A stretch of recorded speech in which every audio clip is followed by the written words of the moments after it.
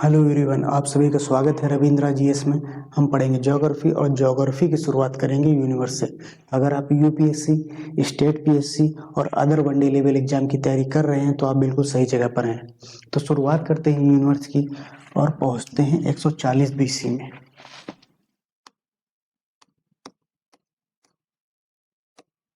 एक 140 बीसी में टॉलमी पहले इंसान थे जिन्होंने यूनिवर्स को डिफाइन किया। अगर हम 140 बीसी की बात करेंगे तो इस समय साइंस और टेक्नोलॉजी का नॉलेज सो नहीं रहा होगा। ऐसी स्थिति में हमारा जो सोचने का तरीका होगा वह व्यवहारिक होगा। हम ज़्यादातर चीज़ों को बिना साइंस और तकनीक का उपयोग किए हुए इमेजिन करेंगे। 140 बीसी में उस समय रिलीजन सुप्रीमेसी थी, अर्थात रिलीजन का प्रभुत्व था। इसलिए ऐसी स्थिति में इसका इम्पैक्ट टॉलमी की थ्योरी पर भी पड़ा और उन्होंने कहा कि अर्थ जो है यूनिवर्स का सेंटर है और इसके चारों ओर सन, स्टार और मून चक्कर लगाते हैं और ये सब मिल करके यूनिवर्स बनाता है, जिसको बोला गया जियोसेंट्रिक व्यू।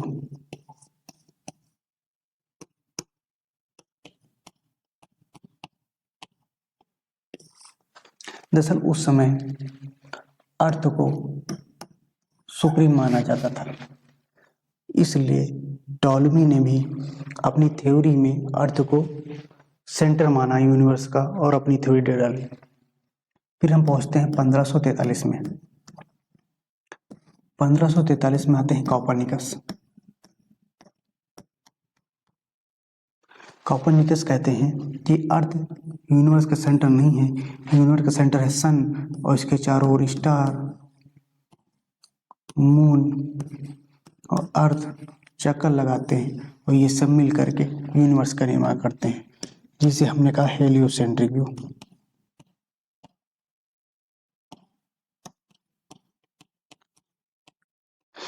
जियोसेंट्रिक व्यू का मतलब है कि अर्थ जो है वह सेंटर में है यूनिवर्स के, और हेलियोसेंट्रिक व्यू का मतलब है कि सूर्य सेंटर में है। इसके बाद हम पहुंचते हैं 1805 में, जहां पर आते हैं हर्शल।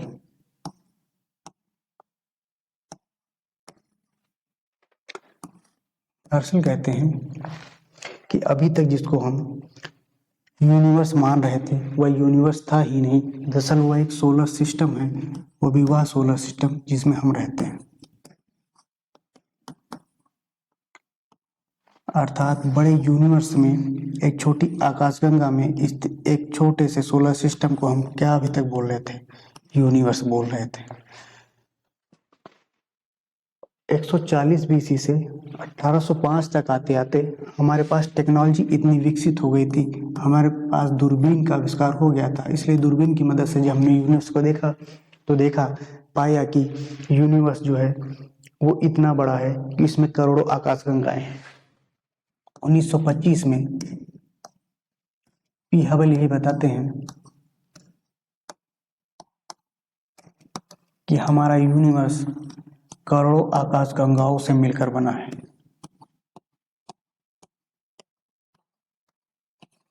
अर्थात जिस यूनिवर्स की कल्पना हमने 140 बीसी में की थी वह 1925 में जाकर साफ हुई कि यूनिवर्स करोड़ों आकाशगंगाओं से मिलकर बना है, और उन्हीं आकाशगंगाओं में एक हमारी आकाशगंगा है जिसका अपना सोलर सिस्टम है, जिसमें हम लोग रहते हैं। उसी को हम लोग अभी तक क्या मान रहे थे?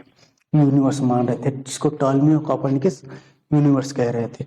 हमने यह तो जान लिया कि यूनिवर्स क्या है और यूनिवर्स किस तरह से दिखता है। अब आगे हम समझते हैं कि हमारे यूनिवर्स का निर्माण कैसे हुआ। जिस तरह से टॉलमी और कॉपरनिकस ने हमको लंबे समय तक बेवकूफ बना के रखा कि यूनिवर्स ये है जहाँ पर सेंटर जो है अर्थ है, जहाँ पर सेंटर क्या है सन है, उसी तरह से शुरुआती जो प्रारंभिक सिद्धांत दिए गए उनमें भी टॉलमी और कॉपरनिकस जैसे भी लोग आए जिन्होंने अपनी अपनी थ्योरी दे डाली, जैसे gaseous mass theory, nebular hypothesis theory, tidal hypothesis theory, interstellar dust cloud hypothesis. ये ऐसी थ्योरी थी जो रिलेवेंट नहीं थी, जो साइंटिफिक नहीं थी, इसलिए हम इन थ्योरीज को पढ़ेंगे भी नहीं। हम इन थ्योरीज को पढ़ेंगे भी नहीं, क्योंकि ये न रिलेवेंट है और न साइंटिफिक है। तो फिर वह थ्योरी कौन सी है जो रिलेवेंट है और साइंटिफिक है? दरअसल वह थ्योरी है big bang theory. Big bang ऐसी थ्योरी है जो रिकॉग्नाइज्ड है, रिलेवेंट है और साइंटिफिक है।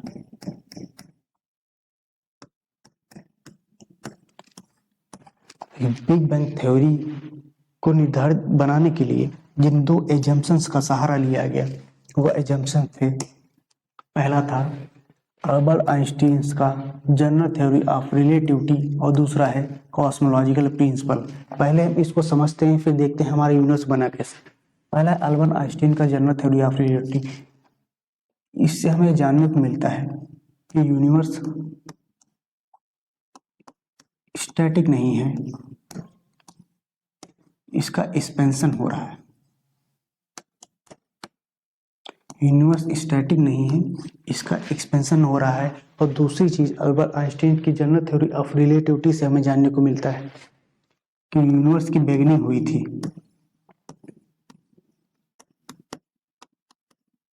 अब जब किसी चीज की बिगिनिंग होगी तो उसका एंड भी होगा। अर्थात कहने का मतलब ये है कि यूनिवर्स इन्फिनाइट टू इन्फिनाइट नहीं रहेगा, यूनिवर्स की भी शुरुआत हुई थी और यूनिवर्स का भी अंत होगा।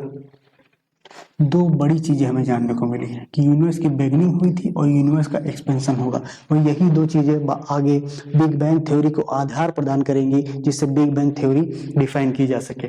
दूसरा है कॉस्मोलॉजिकल प्रिंसिपल। कॉस्मोलॉजिकल प्रिंसिपल कहता है कि universe is isotropic and homogeneous. Isotropic का मतलब है कि मान लीजिए ये यूनिवर्स है, अगर इसको हम यहाँ से देखें, यहाँ से देखें और यहाँ से देखें, लेकिन हमें तीनों जगह से सेम ही दिखाई दे तो उसका मतलब होता है आइसोट्रोपिक। मतलब यहाँ से भी हमको यूनिवर्स सेम दिखाई देगा, यहाँ से भी अगर हम यूनिवर्स को देखेंगे तो हमें सेम दिखाई देगा, और यहाँ से भी अगर हम यूनिवर्स को देखेंगे तो सेम दिखाई देगा। और फिर आगे चलते हैं होमोजीनियस। होमोजीनियस का मतलब है कि मान लीजिए ये यूनिवर्स है, यहाँ हम किसी बड़े भाग को देख रहे हैं यूनिवर्स के, और यहाँ से हम किसी दूसरे बड़े भाग को यूनिवर्स के देख रहे हैं, तो ये दोनों भाग लगभग सेम दिखाई देंगे। हैं अलग अलग दोनों भाग, लेकिन दिखाई लगभग सेम देंगे। अब हम सीधे चलते हैं अपनी थ्योरीज पर। शुरुआत में हमने देखा कि यूनिवर्स का निर्माण हुआ था। अब चलते हैं बिग बैंग थ्योरी पर। बिग बैंग थ्योरी बनी है गॉड पार्टिकल से। हमारा जो यूनिवर्स बना है वो गॉड पार्टिकल से बना है, जिसको हम ओल्डेस्ट सब्सटेंस बोलते हैं।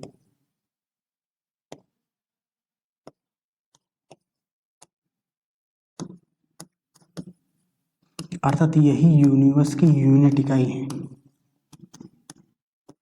जिससे हमारा यूनिवर्स बना। अब ये गॉड पार्टिकल कहाँ से आया?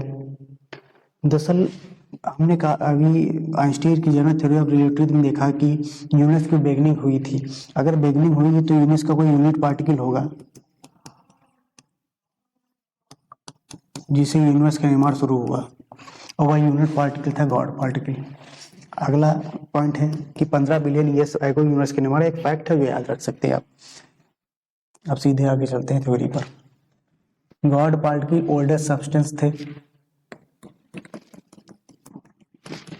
शुरुआत में यूनिवर्स में हमारे कई सारे गॉड पार्टिकल थे जिन्हें हम ओल्डेस्ट सब्सटेंस बोलते हैं।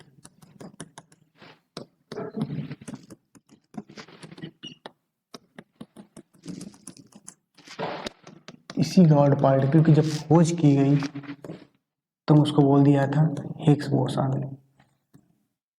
Higgs boson. जब इन गॉड पार्टिकल में ओल्डेस्ट सब्सटेंस में मोशन स्टार्ट हुआ तो ये कंसंट्रेट होने लगे, बिगैन टू कंसंट्रेट। जब कंसंट्रेट हुए तो इनकी डेंसिटी बढ़ती गई, और जब डेंसिटी बढ़ी तो टेम्परेचर भी इंक्रीज हुआ। डेंसिटी बढ़ी, टेम्परेचर इंक्रीज हुआ, तब होगा फिर बिग बैंग। जब बैंग होगा तो क्या होगा, सेपरेशन ऑफ सब्सटेंस जो होंगे वो सेपरेट होंगे, और कई सारे पार्टिकल बनेंगे, कई सारे बड़े मैटर बनेंगे, और इन बड़े मैटर के चारों ओर कई छोटे मैटर ग्रेविटेशनल फोर्स के कारण संतुलन अवस्था में आएंगे, और इसी प्रोसेस से हमारे गैलेक्सीज, हमारे प्लेनेट का निर्माण होगा। और यही पूरी है बिग बैंग थ्योरी, इसी से हमारा यूनिवर्स बना, और यही गैलेक्सीज आगे चल करके करोड़ों गैलेक्सीज बनेंगी और हमारे यूनिवर्स का निर्माण करेंगे।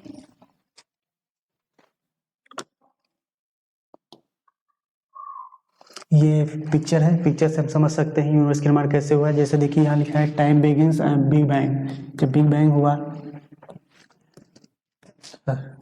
तो मैटर क्या हुआ, सेपरेट हुआ, मैटर बने, और यही मैटर से क्या हुआ आगे चल करके गैलेक्सीज फॉर्म हुई, और इन्हीं गैलेक्सीज में प्लैनेट बने, सन बना, स्टार बने।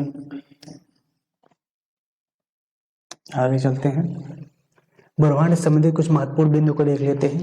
पहला बिंदु है कि जब यंग एज में था यूनिवर्स तो इसकी डेंसिटी बड़ी थी, टेम्परेचर बड़ा था, लेकिन जैसे जैसे समय बीतेगा इसमें एक्सपेंशन होगा तो इसकी डेंसिटी कम होती जाएगी और टेम्परेचर भी कम होता जाएगा। दूसरा पॉइंट है कि हम जानते हैं कि हमारा अर्थ जो है वो चपटा है, लेकिन यूनिवर्स जो अर्थ जो है वो चपटा नहीं है। अर्थ का जो शेप है जियर्ड है, लेकिन यूनिवर्स चपटा है, उसका शेप जियर्ड नहीं है। यूनिवर्स के तीन, आइंस्टीन के रिलेटिविटी सिद्धांत के आधार पर यूनिवर्स के तीन आकार बन सकते हैं, या तो खुला होगा, या तो बंद होगा, या तो चपटा या सपाट होगा। जो सबसे ज्यादा संभावित आकार हो सकता है वह चपटा या सपाट यानी फ्लैट है। सबसे ज्यादा संभावित आकार है यही है कि यूनिवर्स फ्लैट हो सकता है। अगले पॉइंट को देखते हैं, ब्रह्मांड के केंद्र में जैसा कि कुछ भी नहीं है। बाद में टॉलमी और कोपर्निकस हमें क्या बेवकूफ बनाया था कि अर्थ क्या है, सेंटर में सन क्या है, सेंटर में, जबकि वास्तव में क्या है, यूनिवर्स का कोई सेंटर है ही नहीं। यूनिवर्स क्या है, एक्सपैंड कर रहा है, इसके सेंटर को डिफाइन ही नहीं किया जा सकता। ब्रह्मांड का विस्तार हो रहा है, ये तो हम पहले ही समझ चुके हैं। अब कुछ और फैक्ट हैं, जैसे हमारी आकाशगंगा क्या बोलते हैं, मंदाकिनी बोलते हैं। Closest to our sun, our galaxy, हमारी गैलेक्सी की जो सबसे क्लोजेस्ट गैलेक्सी उसको बोलते हैं एंड्रोमेडा। तारों के समूह को बोलते हैं मिल्की वे। सबसे ठंडे और सबसे तप्त तारों के समूह को बोलते हैं ओरियन नेबुला। सूर्य हमारी आकाशगंगा का एक तारा है। हमारी आकाशगंगा के केंद्र के चारों ओर एक पूरा चक्कर लगाने में लगभग 200 मिलियन समय लगता है। सूर्य हमारी आकाशगंगा का चक्कर लगाने में लगभग 200 मिलियन से भी ज्यादा समय लेता है। साइरस या डॉग स्टार पृथ्वी से 9 प्रकाश वर्ष दूर स्थित एक तारा है, जो कि द्रव्यमान सूर्य के द्रव्यमान का 2 गुना है और सूर्य से 20 गुना अधिक चमकीला है। अगला पॉइंट है, सूर्य के निकटतम तारा है प्रॉक्सिमा सेंचुरी। ये ऐसे पॉइंट है जिनको आप रट सकते हैं, वनडे लेवल एग्जाम में या स्टेट पीसीएस में आपको पूछे जा सकते हैं। एक चीज छूट गई थी जिसको भी हम लोग देख लेते हैं, हमने कहा था बाद में बताएंगे, वह था यूनिवर्स को डिफाइन किया जा सकता है कि नहीं। दरअसल यूनिवर्स को नासा ने डिफाइन किया है।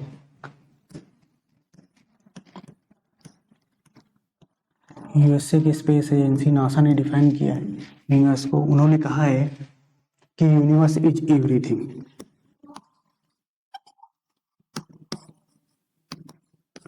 अर्थात यूनिवर्स ही सब कुछ है। अगला उन्होंने कहा है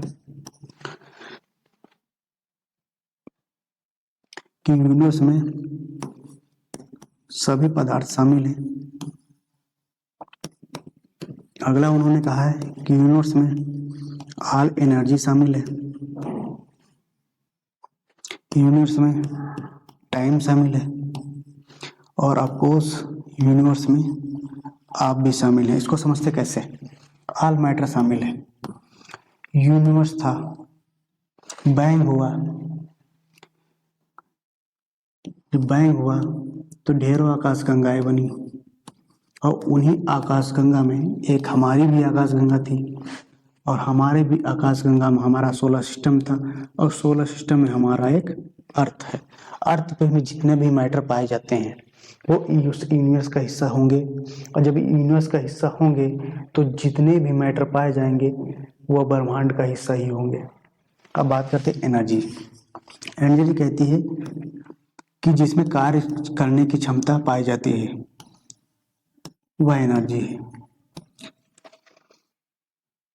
साइंस कहता है ये एनर्जी दो रूपों में होती है, या तो लाइट या तो हीट। मान लीजिए अर्थ से लाइट और हीट को हटा दिया जाए, अर्थात सन को हटा दिया जाए तो हमें लाइट नहीं मिलेगी, लाइट नहीं मिलेगी ना कि हीट मिलेगी, तो हम क्या हो जाएंगे, अर्थ क्या हो जाएगी, जम जाएगी बर्फ के रूप में। और ऐसी परिस्थिति में हमारा जीवन संभव होगा कि नहीं होगा, हमारा जीवन संभव नहीं होगा। तो जितना भी एनर्जी है वो क्या है, यूनिवर्स का हिस्सा है। टाइम हमारा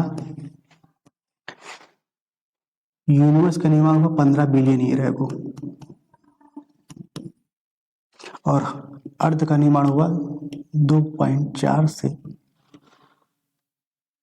4 million year ago, 4 million year ago.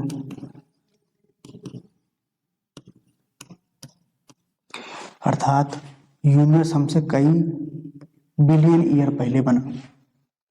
ऐसी परिस्थिति में अगर हम टाइम को जोड़ेंगे तो टाइम हमारे आने से पहले भी यूनिवर्स में था, इसलिए टाइम भी यूनिवर्स का हिस्सा है।